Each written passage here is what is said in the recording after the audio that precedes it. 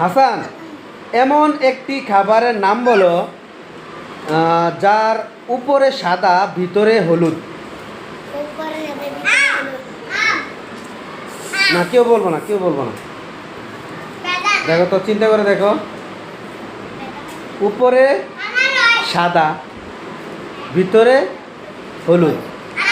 না, এটা ফলের নাম না, অন্য কিছু। হ্যাঁ, অন্য খাবার। কি খাবার? এটা খাওয়া যায়, এটা খাওয়া যায়।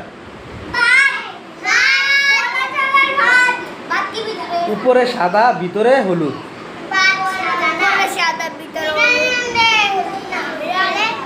হাসান খুব টেনশনে আছে, দেখা যাক উত্তর পারে কিনা। কেউ পারবে? অন্য কেউ?